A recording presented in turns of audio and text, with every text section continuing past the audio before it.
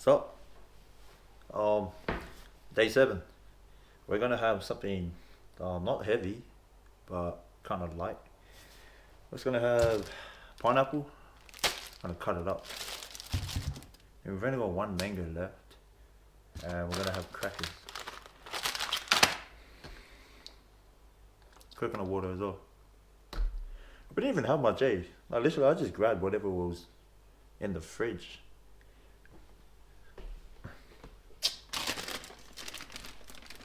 Went for the Sabbath school lesson though, and it was um, it's actually a pretty solid one.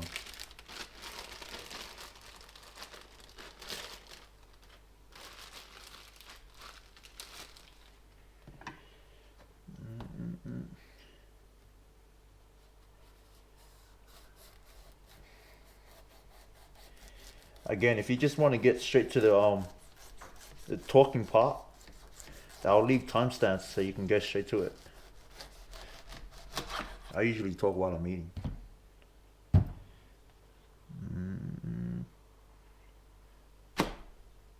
I cut that off because the outside of the pineapple when you leave it in the fridge is always. I'd rather it fresh.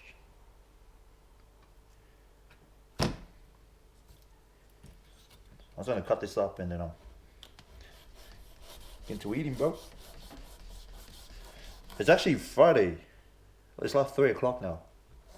I'm not eating too much because planning to go to Dundas Church for um Pastor Ivan Myers.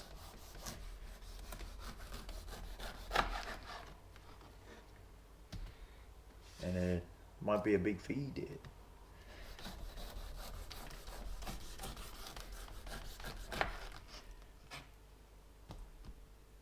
Now, plus I'm trying to eat a bit more healthy. That's why I'm just grabbed all the fruits that we had left.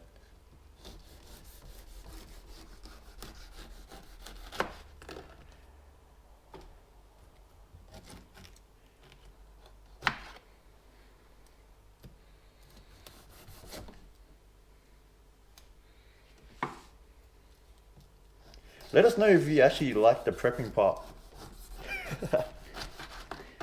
Otherwise, I can just cut out the preps and just get straight into the eating.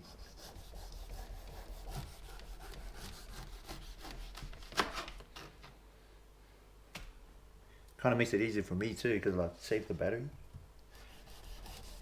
But I actually like watching people prep their food and talk at the same time and eat. That's why I just left it in there.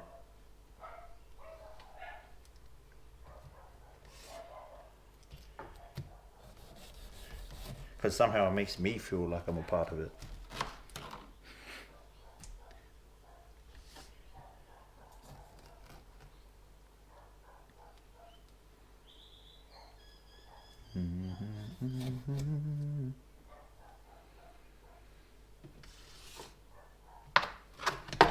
Ooh.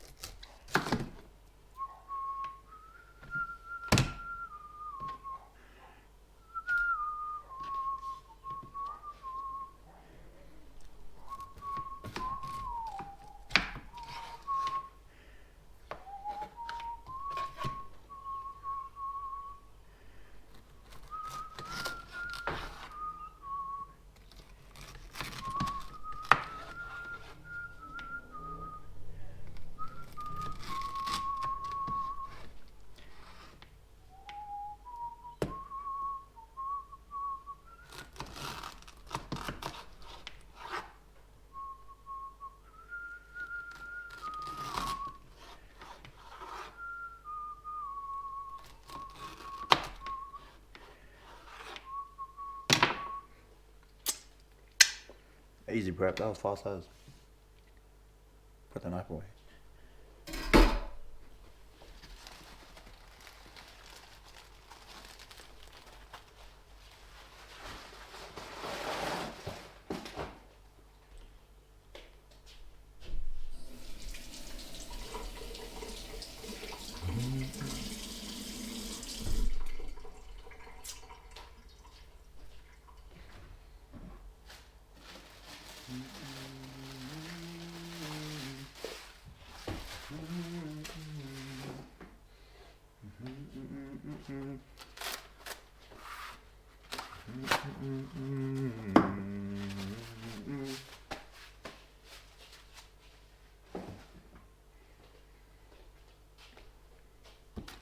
Just gonna eat it like that.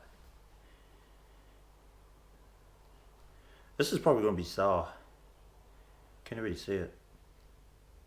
I'm still gonna eat it though. The reason I grabbed the fruit is because I don't have any dips for this. I don't really like eating it by itself. It's too dry.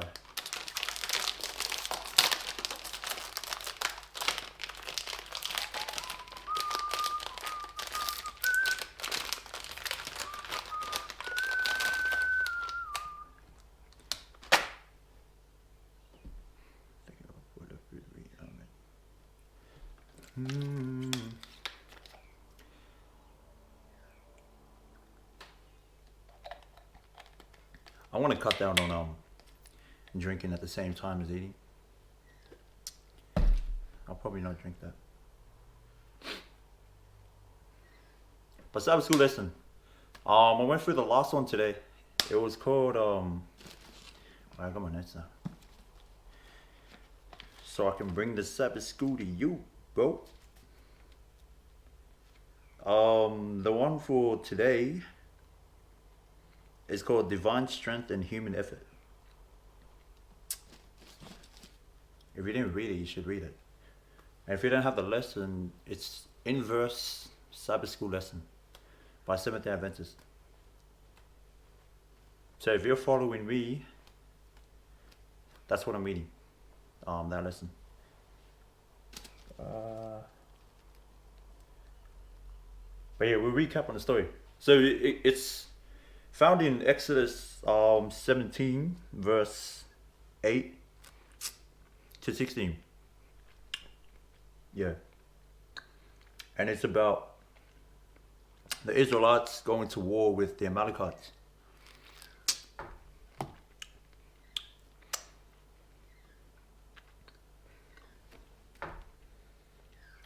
Yeah, so the Amalekites came to make war with the Israelites.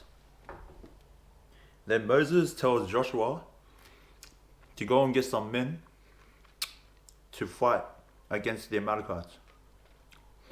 And then Moses tells Joshua that he will go on a hill with the rod of God. So then the war happens the next day. Man, voice crack. The war happens the next day. And as they were fighting, Moses goes up on the hill with Aaron and her, the sister. So as Joshua and the chosen men are fighting, Moses has the rod of God in his hand, right? And he's holding it, like both hands.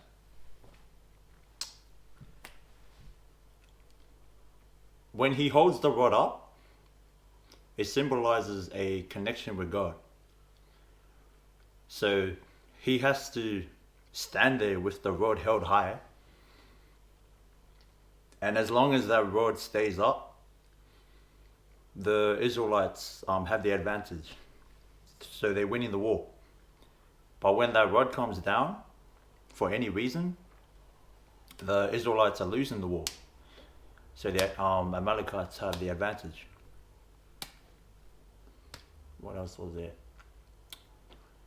So the war goes on for a bit. And as Moses is standing there, holding the rod up, and he's trying with his best effort, right? Because the war is going on for a long time, his arms start to die out. And so eventually it goes down.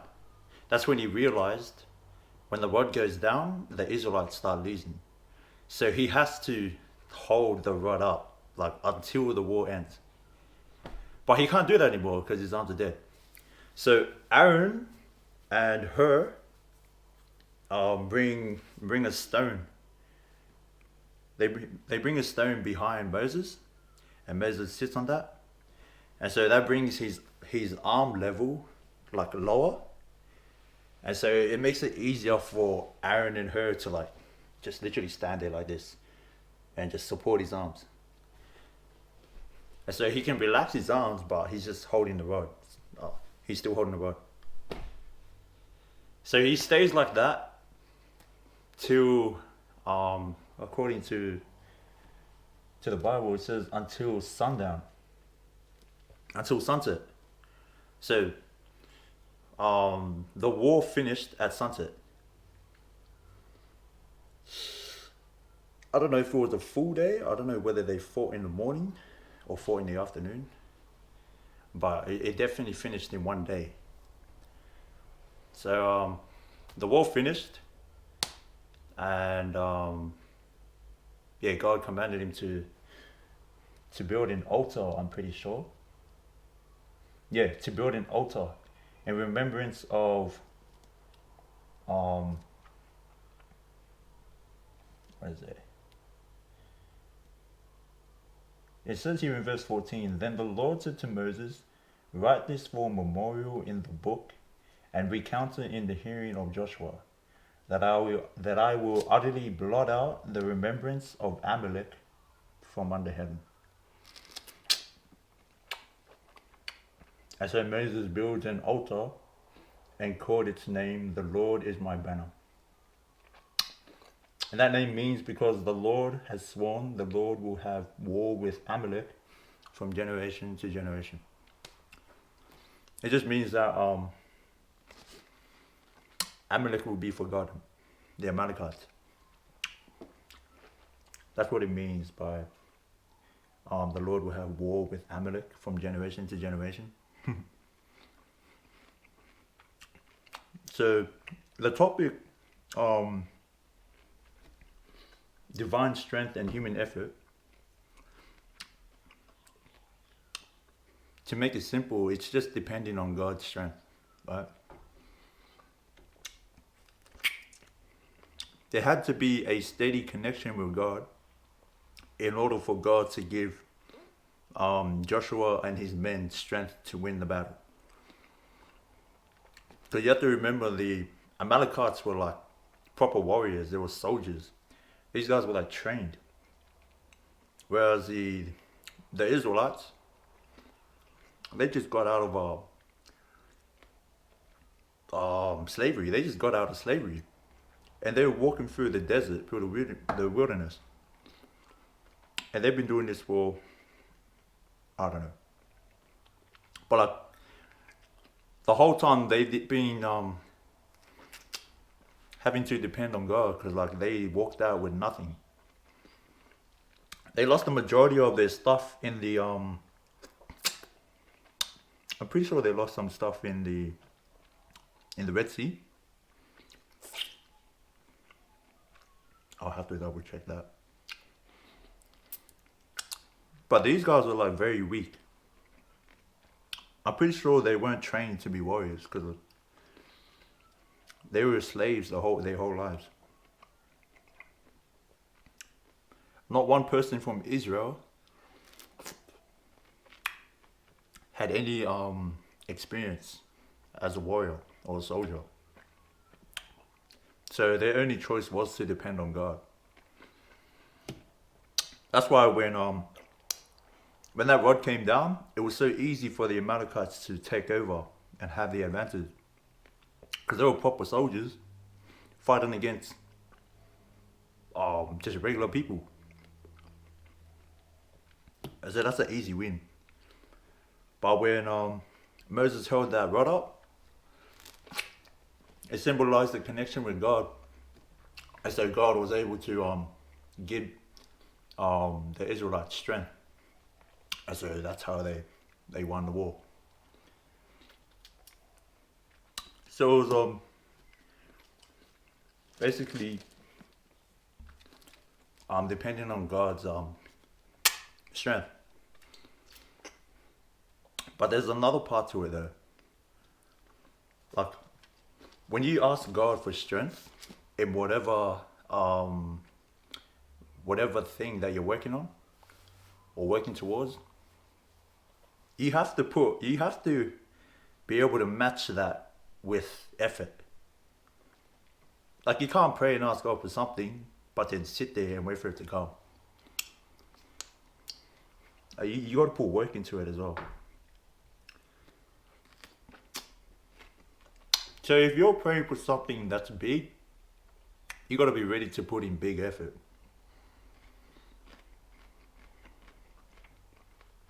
And at the same time, maintain that connection along the way.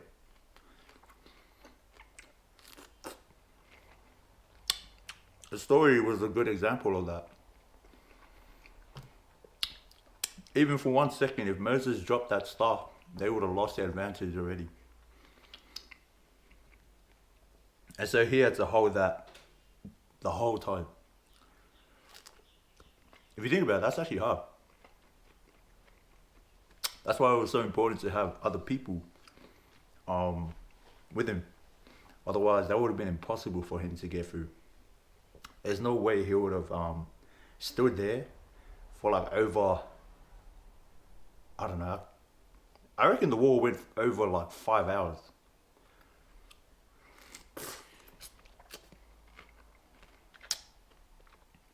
But like he wouldn't even be able to hold it for like, I reckon 1 hour.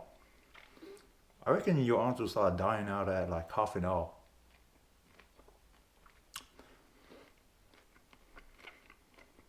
Yeah, I reckon.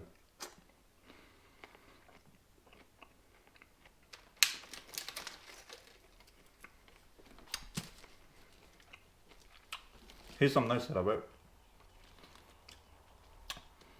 Oh, actually,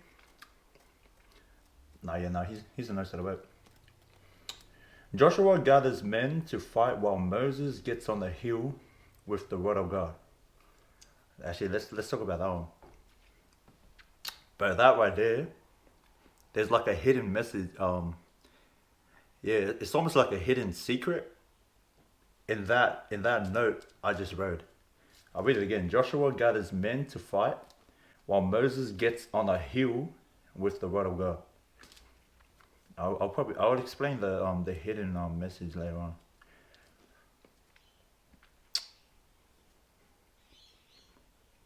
But here's the question. Why did Moses go on a hill?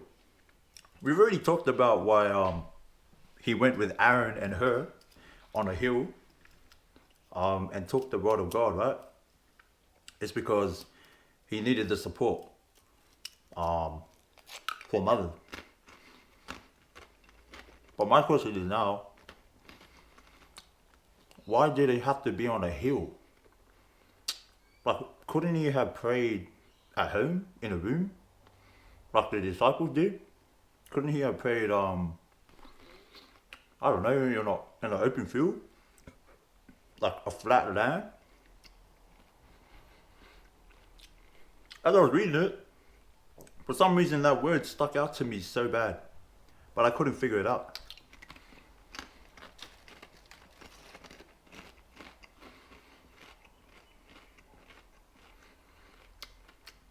But then I remembered last time we realized that Aaron and Hur bring a stone, right, for Moses to sit on. And so he sits in it, and then he's carrying the rod. And then you have Aaron and Hur standing beside him, supporting his arms so that he can keep that connection, right? So we understand that.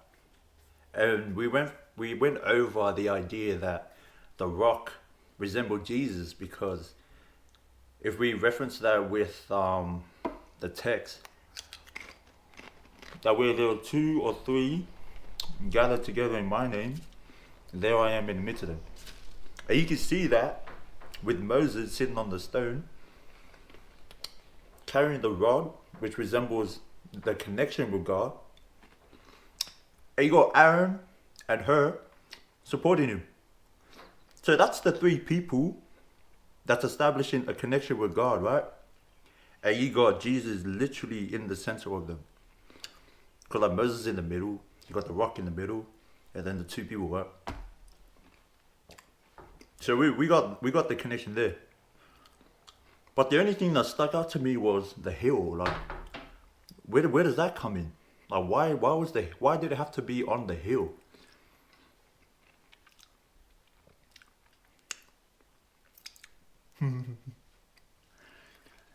That's where the hidden message is, bro. If you can figure that part out, oh, you've been touched by God.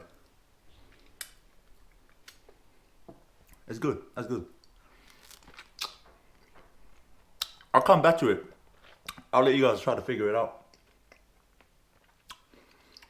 Because sometimes I find it annoying when, like, you have a teacher that just tells you all the answers, right? It's like, wow, just spoon feeding.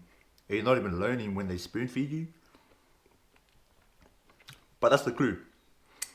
We've already found the connection between the three people, the rock and the rod.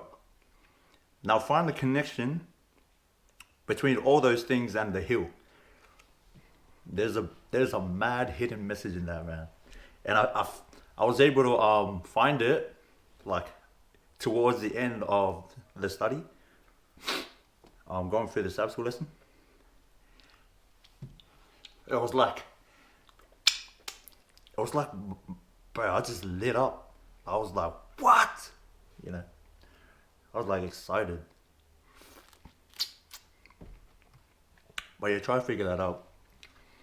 Another point was, divine strength is to be combined with human effort. So you know how Moses is keeping that connection with God, right? Through the rod. At the same time, you have Joshua fighting with the men that he chose. And when you're going to war, you don't want to put minimal effort, right? Like, to survive, you need to work. You need to, fight with your whole heart. But if you don't do that, you're dead. But that story is such a good example. Like, if you have Moses praying, keeping that connection, doing exactly what he's doing, like, what do you think would happen if Joshua was to, like, slack off? Do you think he would still survive?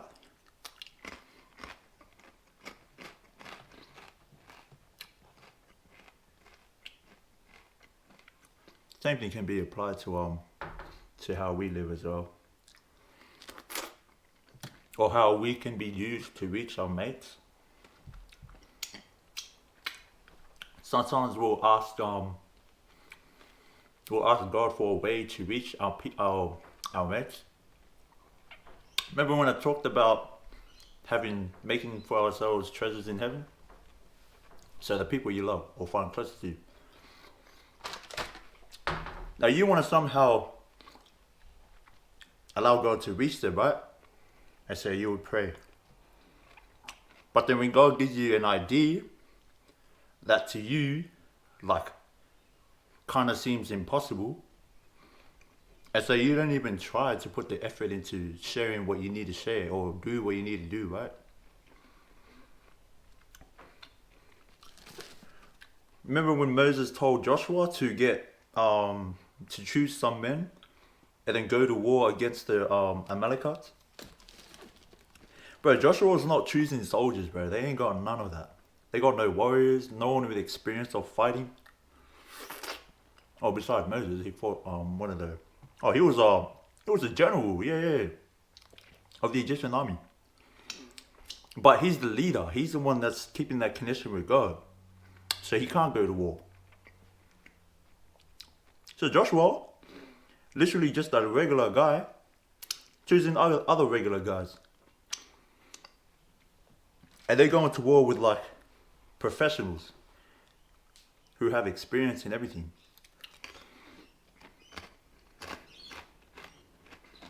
So to Joshua, that should be impossible. Like, he should have seen no hope at all. Like, no light at the end of the tunnel. But the Bible says that Joshua did as Moses said and fought with Amalek. So he had, like, it's almost like he had no doubt. Like, he literally just moved when he was told to do something. Like, he went all in. He didn't wait for like a few days, or he didn't try to question um, Moses if he was sure that God told him the right thing. Or he didn't question whether Moses heard him wrong. But he was just told once and went.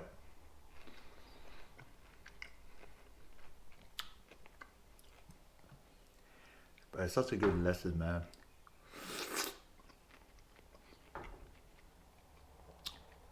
I chose the right food too, eh? I'm talking more than usual, but not eating too much. I'm good.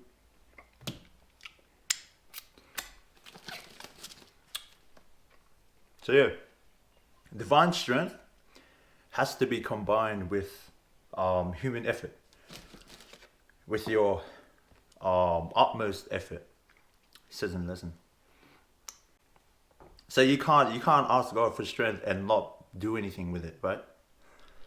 Or you can't ask for blessings and not be able to share that blessings with someone.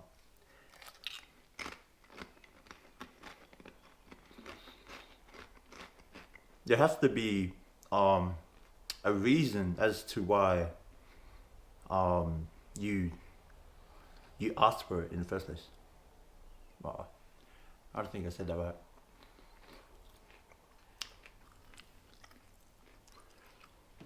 Like there has to be a point of action if you're asking God for something. Like whether it's a blessing, God's not just gonna bless you. He wants you to be able to. He wants to be able to share that blessing with other people as well. So if you're asking for a blessing for yourself, more than likely you're not gonna get it, unless like you're willing to share that blessing with the people around you. Then bro, you're gonna be so full with the blessing that it's gonna pour out on them. That's how it works. Like, because if God is not a greedy God, right? He's not selfish. He's an other-centered God. So really, he doesn't think about himself. He's always thinking about us. And so he wants us to be the same way. When we think of blessings, we're not thinking of ourselves. We're thinking of the people around us. And so if God sees that you're not selfish, but he'll bless you with so many things. You won't even be able to count like.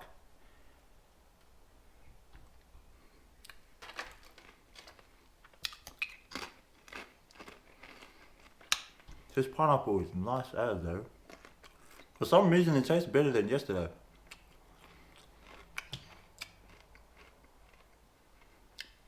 Alright, let's get in this one.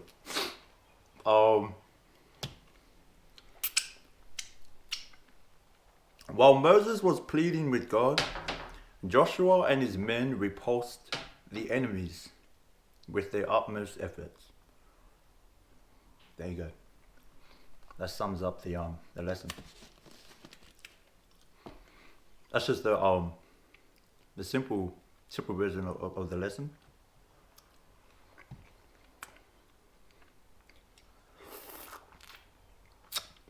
Like if you wanna understand a bit more about it, come church, bro.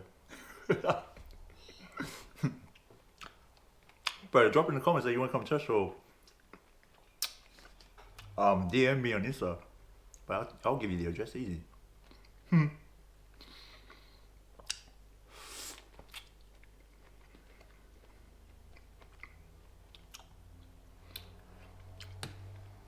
You know what would be mad? If this is sweet. Because the pineapple tastes good. With the biscuit as well. The crackers. That's already a good pair. If this is sweet. Glorious, man. Plus with the lesson. That'll be gangster. That'll be my day done.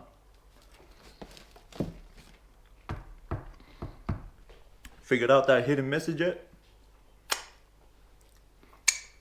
Bro, if you get it,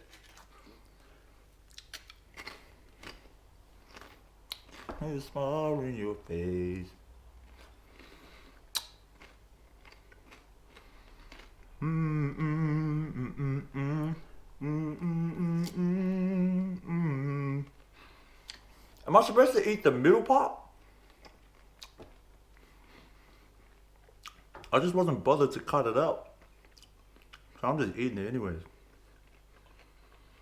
Cause you know how in the cans, they cut out the middle part? So you got a hole in the center? But you can still bite it and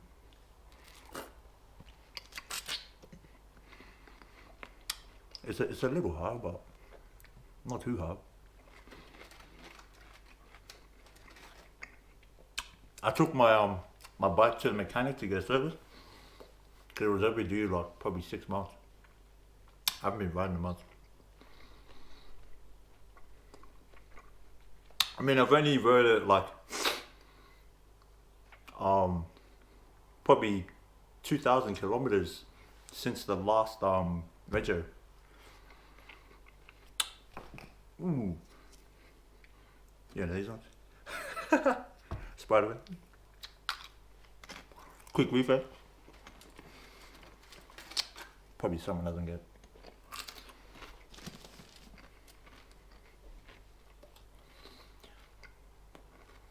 Oh yeah, there's another question as well.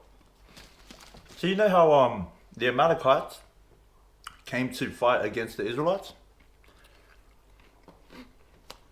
It kind of makes you question, like, how did it get to that point? Like, how did the Israelites, who were being guided by God, get to a point where they're now at war with a strong army, like Amalekite, like the Amalekites? Like if God was guiding them to the promised land, how did they end up in a war?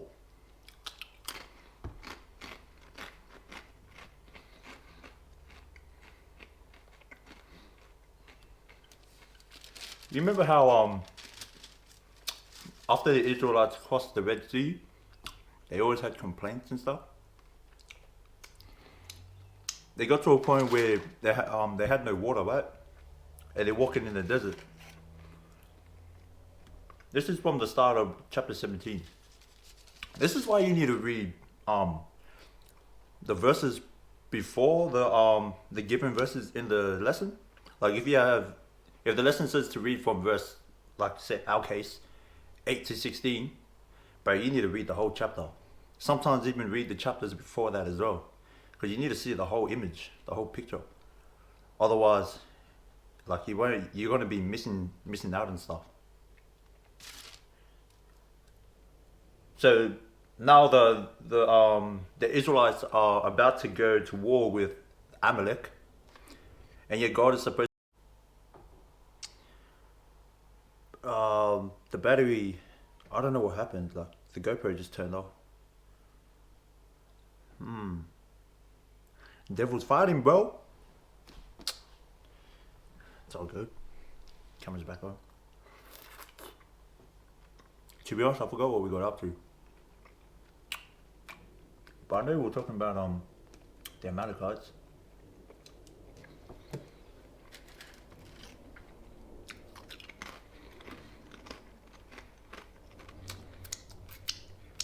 Oh, yeah. How did they end up getting into war with the Amalekites, right? So if you read from chapter 17 verse 1 in Exodus, you'll see the Israelites complaining because they have no water. And so they're what's the word? It's not the thing. They're contending with Moses. And because Moses follows the instructions from God, right? He's a leader. And he's like a representative of God leading his people. Really, they are what is it? What's the word? They're contending with Moses, but at the same time, they're contending with God. And what made it worse? Oh, if you don't know what contending is, again, I don't have Wi-Fi. Eh? Like literally, when I upload it, I have to go to the park for a signal. So just look it up on Google. So they're contending with God. They're like complaining. They're constantly complaining.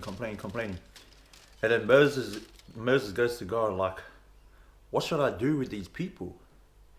Like they're complaining to the point where they're thinking about, oh, they're just getting mad.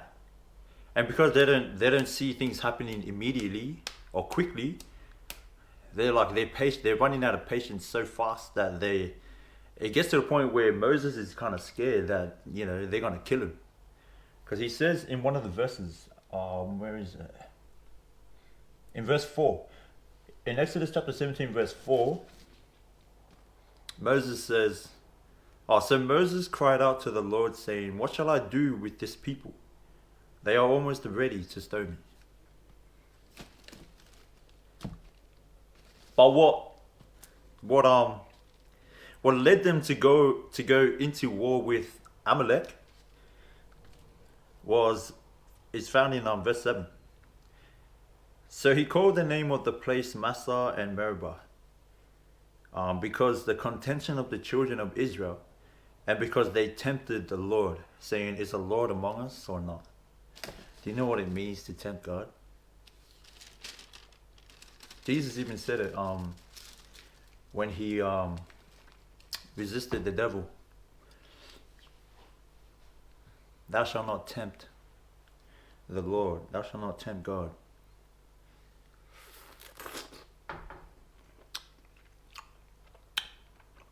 It's when you're provoking him.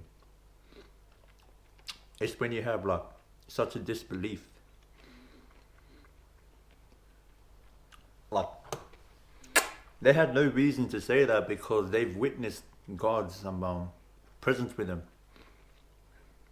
from Egypt. They witnessed all the plagues happening and it never affected them. They witnessed the Red Sea. And was there, pretty sure there was another one. No, that was it. Oh yeah, they witnessed bread from heaven as well. Like in the middle of nowhere. They will go to sleep in their tents and wake up the next morning with bread everywhere. And it tastes sweet like honey.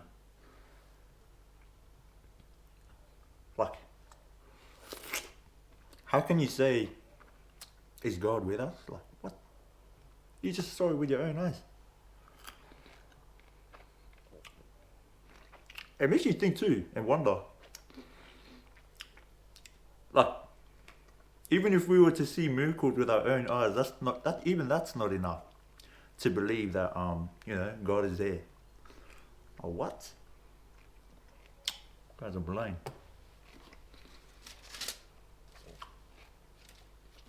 I will go back to what we're talking about. Yeah, it was because they tempted God. They were talking in such an unbelieving manner. It was kind of like mockery to God. He was like, alright. Boom, he lets the Amalekites come and fight against them. And you know what? Oh, it's not here. Any bet the ones that were complaining, when the Amalekites came, they're the ones that ran behind to a safe place. They probably ran all the way to the back, the opposite side of the Amalekites as they approached.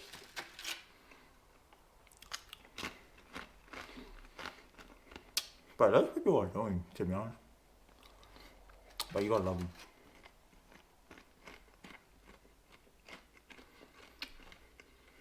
Figured out the hidden message yet?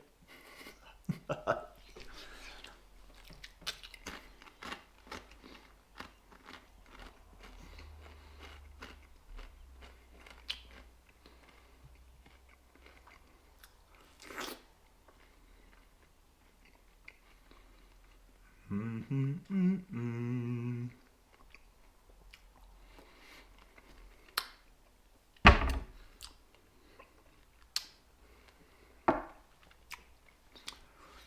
gone, bro. If you're massive, like stacked, would you give up your muscles?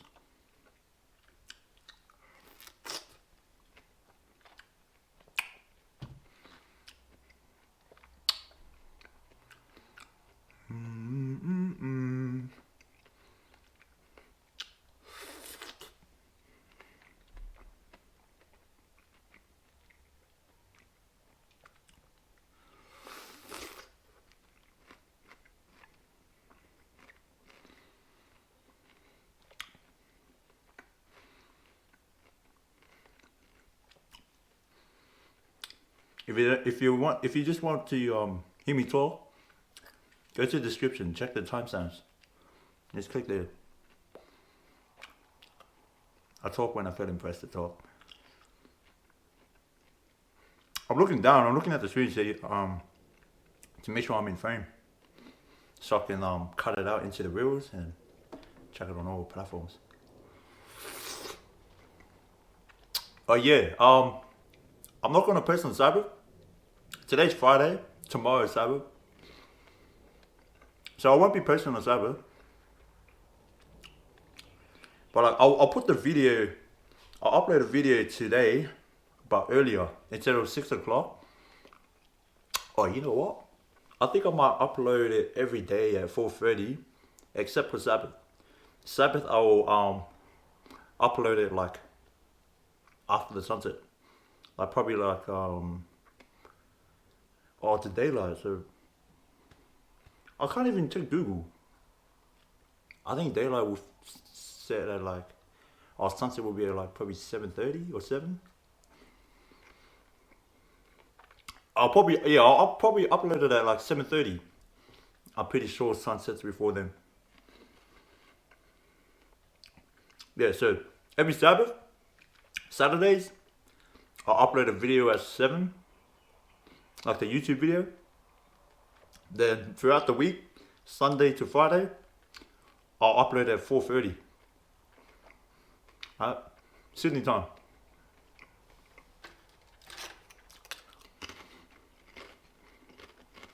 But for the other platforms like TikTok, Instagram, I'm gonna start doing Facebook soon. Probably next week. Those ones will be the same, like six posts a day. But I won't post on any of those on Sabbath.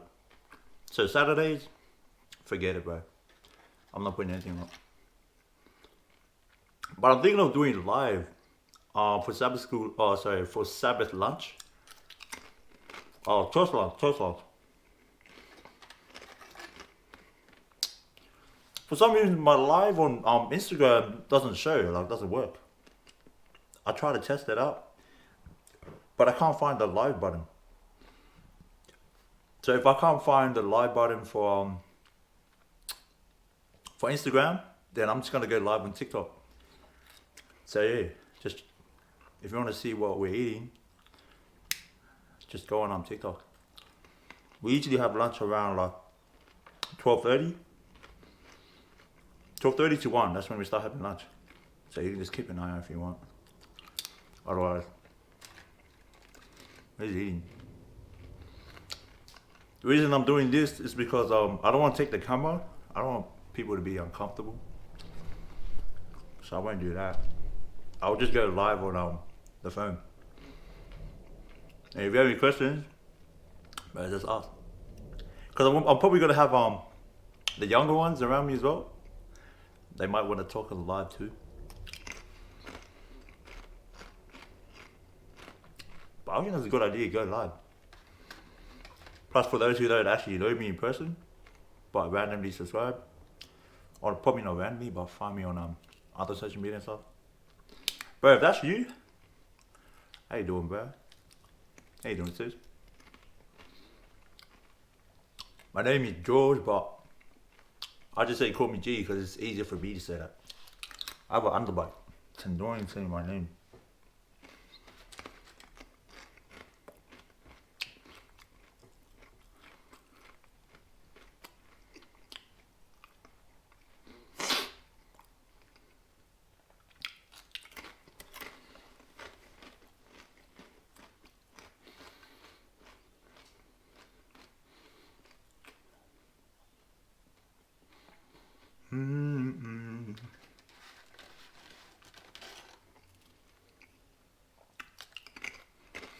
I haven't even touched the mango yet. I have a feeling this one's gonna ruin it. It's gonna be sour. That's why I'm eating it last. I still need to go pick up my bike. It's still getting serviced. I dropped it off at like 11:30 and they said it'll be done in like a few hours. Let's just hope it's not after sunset, bro. Oh. If it is, then I guess I'll leave it there, eh?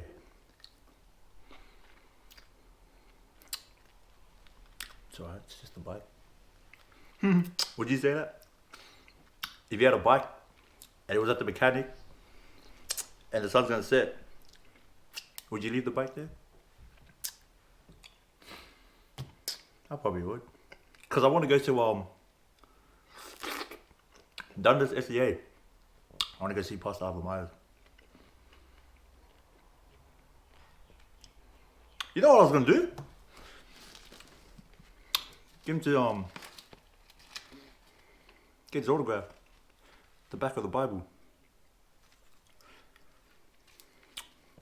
The one I want to see in person the most is Pastor Pavel Goya. I hope he comes back to Australia for the camporee. He came last time in February. I didn't even know about. I would have went. But it's farther. It's like a 6-hour drive. Like Chumbawamba or something. No, I don't think that's it. It's like the northern side of the city.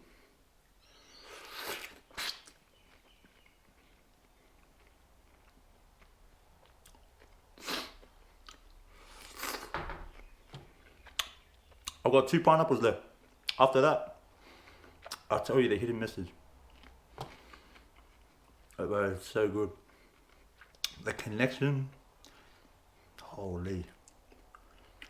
Like the hidden message is not even mentioned in the lesson.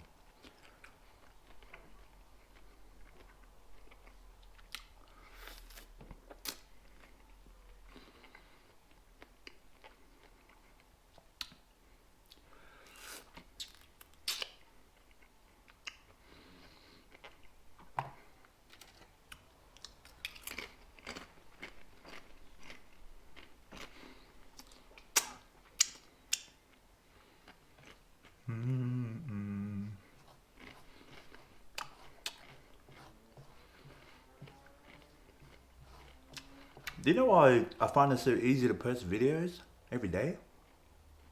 Because I actually enjoy it, eh? Like eating and it's like talking about God. Bro.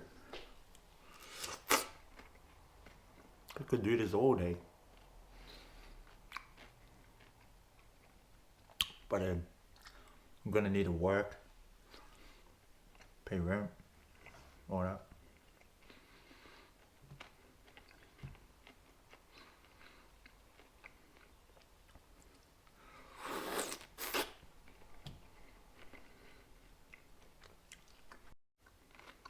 It happened again. Somehow the GoPro died. I don't know how it turned off. Excuse me.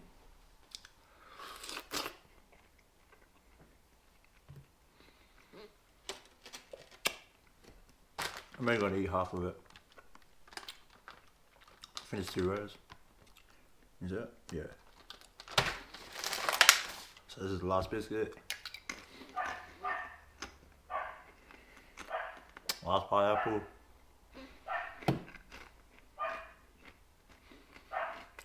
You know what? I'm gonna save this. I'm gonna eat the mango first. That way, if this is sour, oh good. Got the pineapple.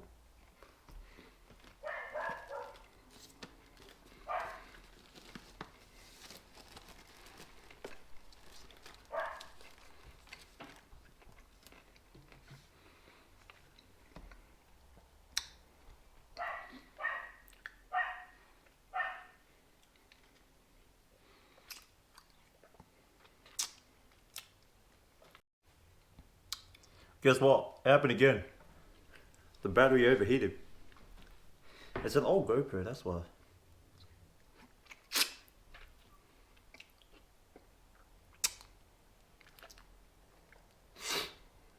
It's a good thing I had 3 batteries, so I'll just swap them around.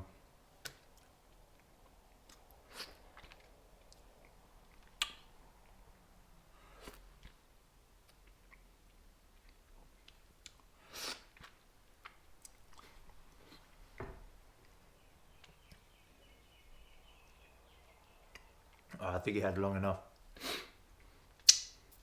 We'll talk about the hidden message.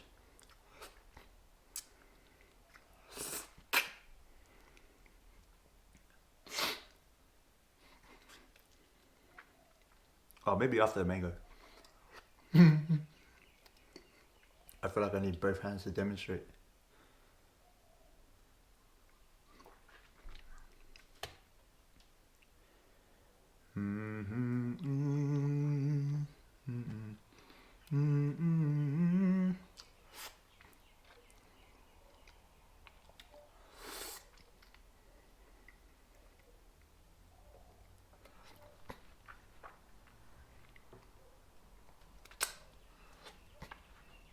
Time's out.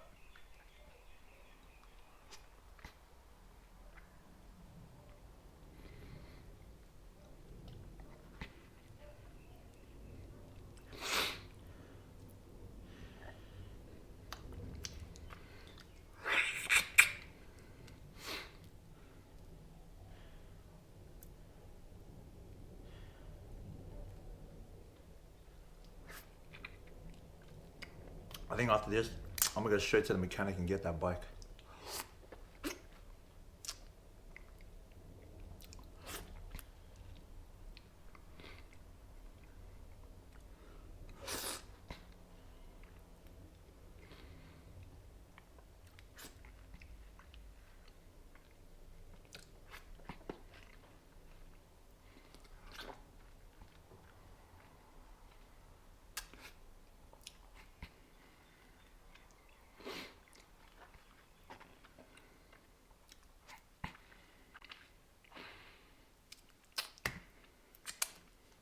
Make it done.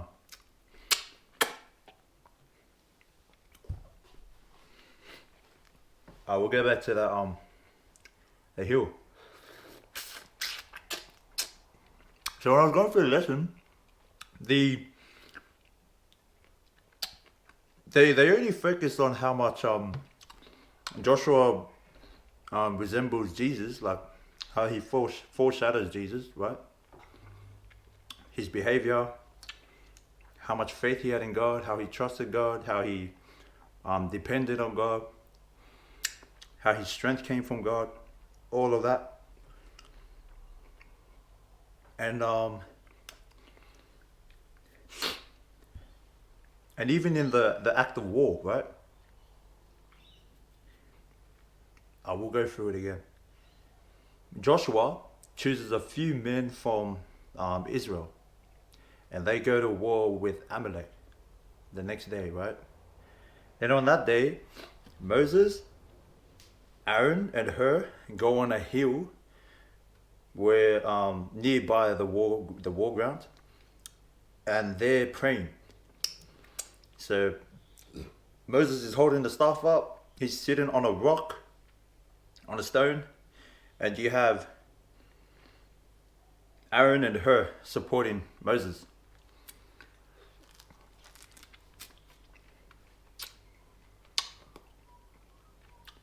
There's a big resemblance in that whole thing that points to Jesus. It was so good when it just clicked.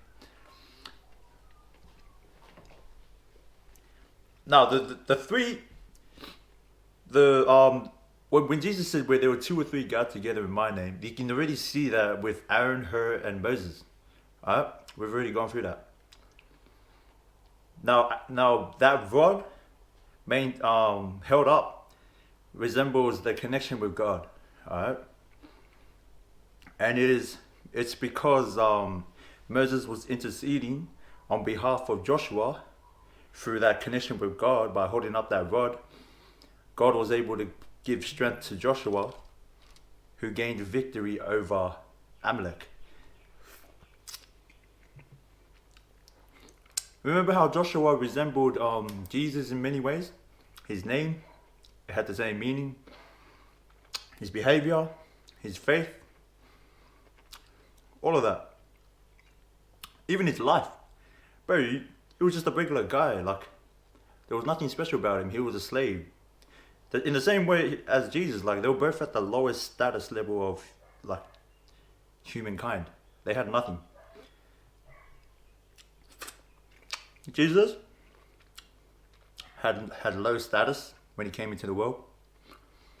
Jesus was faithful to God. Jesus depended on God. Jesus obeyed every word from God the Father. And he put maximum effort in everything he did, even the little things.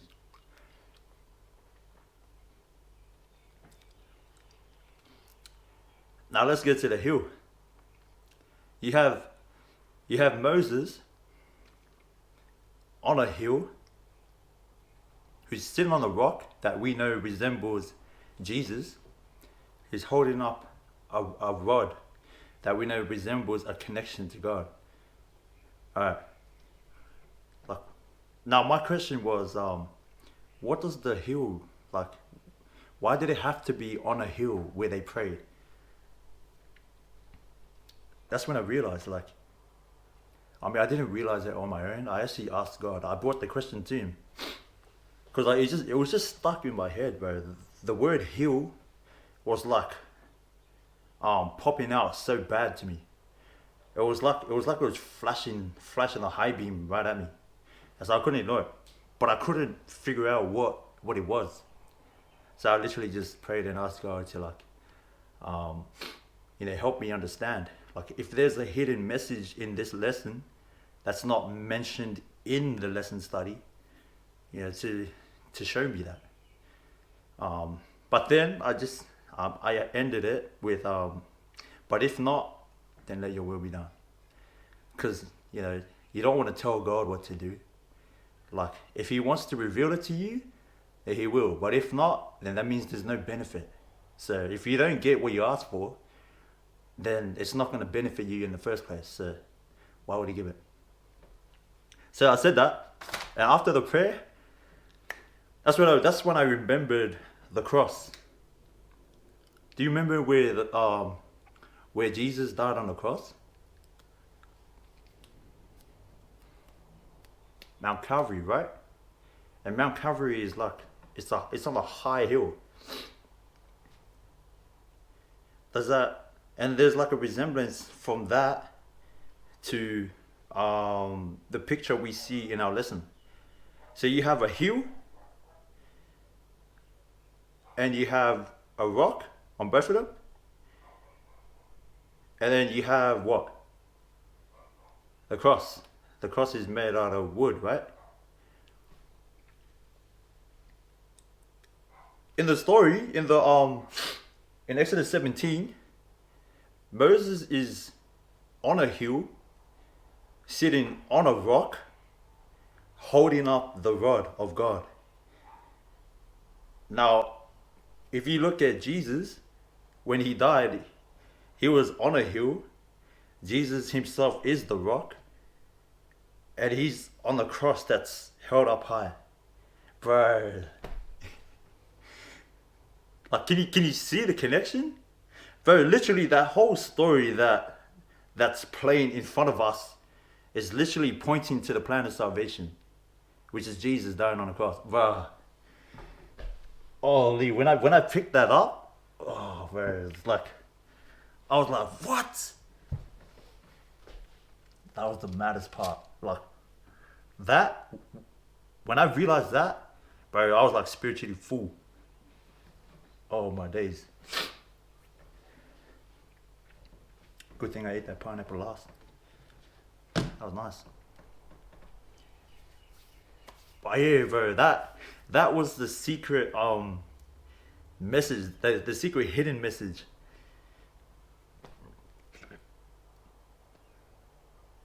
Bro, like literally everything points to the plan of salvation.